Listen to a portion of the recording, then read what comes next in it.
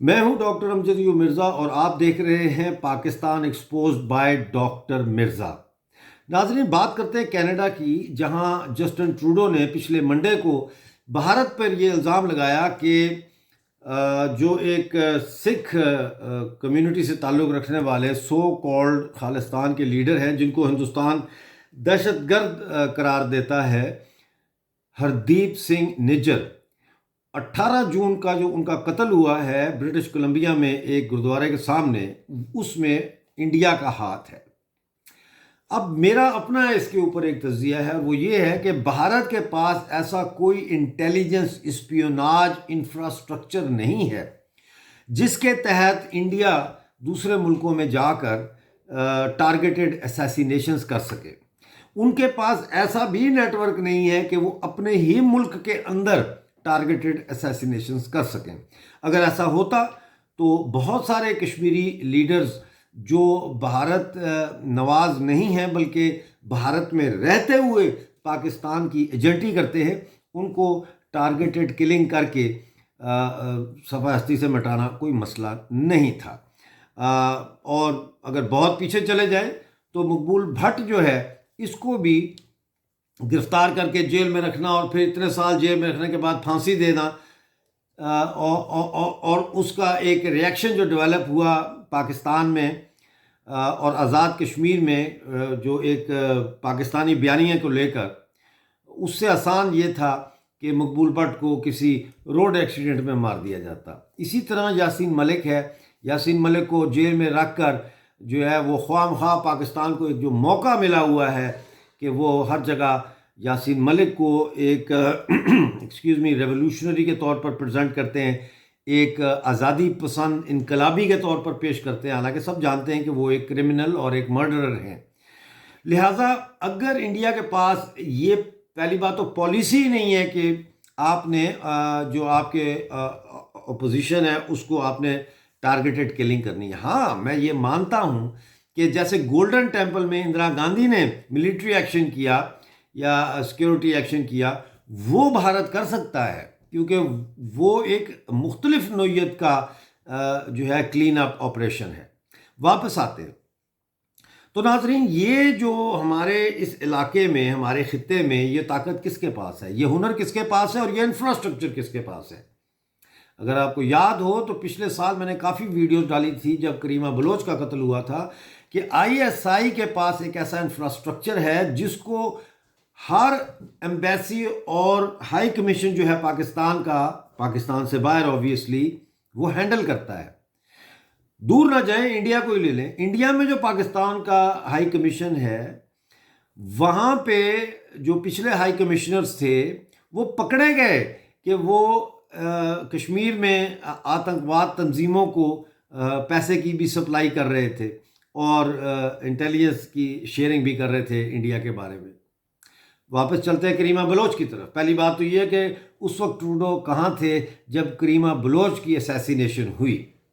اب ہے بات یہ ہے کہ پاکستانی آئی ایس آئی کے 3 ونگ ہوتے ہیں بیرون ملک، ہر ملک میں ان کا، جو خاص طور پہ یورپین ممالک ہو گیا، امریکہ ہو گیا، کینیڈا ہو گیا، اس طرح، اور یہ under the command of military attaché ہوتا ہے، جو ڈائریکٹ آئی ایس آئی کے اپروول سے بھرتی کیا جاتا ہے۔ ناظرین، یہ جو ملٹری اٹیشی ہوتا ہے، یہ اسی ایمبیسی یا ہائی کمیشن کے اندر ایسے لوگ بھرتی کرتا ہے ڈپلومیٹک سٹیٹس پر لوور سٹاف میں، جو بیسیکلی ان ممالک میں آئی ایس آئی کا سیل قائم کرتے ہیں۔ اس سیل کے 3 حصے ہوتے ہیں۔ ایک حصہ اس کا سرویلنس ہوتا ہے، ایک ٹیکنیکل ہوتا ہے، ایک آپریشنل ہوتا ہے۔ سرویلنس ٹیم کا کام ہوتا ہے کہ وہ جس کو ٹارگٹ کرنا ہے اس کی 6 مہینے سال ریکی کر کے اس کا پورا ایک شیڈیول بنا کے چیک کریں کہ کون سے ٹائم پہ یہ کہاں ہوتا ہے، اس کی روٹین کیا ہے۔ وہ ساری رپورٹ پھر جاتی ہے آپریشنل ونگ کے پاس۔ آپریشنل ونگ پھر یہ طے کرتا ہے کہ اس شخص کو یا اس جس کو بھی مارنا ہے، اس کو کہاں مارنا ہے اور کیسے مارنا ہے۔ وہ پھر ٹیکنیکل ونگ کو جو ہے اپروچ کرتے ہیں کہ بھئی اگر انہوں نے بم دھماکے سے مارنا ہے تو وہ ان کو کہیں گے کہ ہمیں بم بنا کے دیں جو کار کے نیچے سٹکی بم لگائیں، یا اس کو فلاں جگہ پہ اس کی اسیسینیشن کرنی ہے، گولی مارنی ہے، یا اس کو اٹھا کے سمندر میں پھینکنا ہے مارنے کے بعد، یا جو بھی ہے. تو یہ اس طرح سے یہ سسٹم چلتا ہے. اب ہردیپ سنگھ نجر کا جو قتل ہوتا ہے 18 جون کو، اس میں موٹر سائیکل پہ لوگ آتے ہیں اور اس کو ٹھا ٹھا ٹھا کر کے گولی مارتے ہیں، وہ وہیں پہ مر جاتا ہے. آج تک یہ پتہ نہیں چلا کہ وہ اسیسنز کون تھے. پہلا سوال تو یہ ہے کہ کیا برٹش کولمبیا کے اندر سی سی ٹی وی کیمراز نہیں ہیں؟ کیا اس سکھ گردوارے کے باہر جہاں پہ یہ قتل ہوتا ہے وہاں ایکسکیوز می وہاں پہ سرویلنس کیمراز نہیں تھے؟ اب میرے اس خیال کے مطابق یہ ٹارگیٹڈ اسیسینیشن دو ہی چیزیں کر سکتی ہیں، دو ہی ایسے لوگ ہیں جو کر سکتے ہیں. Number 1 Justin Trudeau. مجھے یہ لگتا ہے کہ جسٹن ٹروڈو، کیونکہ اگلا الیکشن تو جسٹن ٹروڈو نہیں جیتا، ان کی لبرل پارٹی جو ہے وہ بہت ان پاپولر ہو چکی ہے، تو جسٹن ٹروڈو جو ہے وہ بھی یہ مرڈر کروا سکتا ہے تاکہ پورے کینیڈا کے اندر جو ہے وہ اپنے آپ کو کینیڈین سوائل کی انٹیگریٹی اور سوورینٹی کا پروٹیکٹر بنا کے جو ہے وہ پیش کرے اپنے آپ کو اگلے الیکشن میں. لیکن میرا یہ دعویٰ جو ہے تھوڑا کمزور ہو جاتا ہے اس وقت جب میں دیکھتا ہوں کہ یہ صرف جو خالستان کے جو لیڈر وغیرہ بنے ہوئے ہیں، ان کے قتل صرف کینیڈا میں نہیں ہو رہے بلکہ یو کے میں بھی ہو رہے ہیں، پاکستان میں بھی ہوئے ہیں. اس سے میرے اس دعوے کو اور تقویت ملتی ہے کہ یہ کام آئی ایس آئی کا ہو سکتا ہے. اب میں آپ کو لے کے چلتا ہوں کل جو پریس کانفرنس کی ہے نیو یارک میں، اور جو ایسوسیٹڈ پریس آف پاکستان نے اس کی تفصیلات مہیا کی ہیں، جس میں پاکستانی وزیر اعظم نے کینیڈا کو یہ آفر کی ہے کہ بھارت کے خلاف وہ پاکستان کے ساتھ مل کے ایک الائنس بنائیں. یہ بہت امپورٹنٹ خبر ہے ناظرین، اور میں آپ کو یہ تھوڑا سا پڑھ کے سناتا ہوں جو انہوں نے اپنی پریس کانفرنس میں کہا. سنیے گا غور سے. It might be the first of its kind event, probably after the First World War, that an Asian country staged a physical murder on the European soil, and its impacts were being felt across the Western countries, who now realize how India was persecuting its minorities like Christian, Sikhs and Muslims. یہ پاکستان کے prime minister انوار الحق کاکڑ نے کہا ہے. اچھا، آپ نے اس میں ایک غلطی پکڑی ہوگی، اور اگر نہیں پکڑی تو میں آپ کو اس کی نشاندہی کر دیتا ہوں. یہ صرف پاکستان کے اس پرائم منسٹر کا مسئلہ نہیں ہے کہ اس کو جغرافیے کا نہیں پتہ. اس سے پہلے عمران خان بھی جاپان اور جرمنی کی سرحدیں ملاتے رہے. اب یہ کہہ رہا ہے کہ یہ پہلا دفعہ نہیں ہے کہ یورپ کی زمین پر کوئی فزیکل مرڈر جو ہے وہ کسی ایشین کنٹری نے کیا ہو، تو کوئی جا کے پاکستانی پرائم منسٹر کو پہلے تو یہ بتائے کہ بھائی کینیڈا یورپ میں نہیں ہے، کینیڈا نارتھ امریکہ کی سائڈ پہ ہے. پہلے تو یہ بتائے. دوسرا انہوں نے کہا کہ یہ پہلی دفعہ ایسا ہوا ہے کہ کسی ایشین کنٹری نے فزیکل مرڈر جو ہے وہ کیا ہے. چلو ہم یورپ ہی کو لے لیتے. اسکینڈینیویا یورپ کے ساتھ ہے.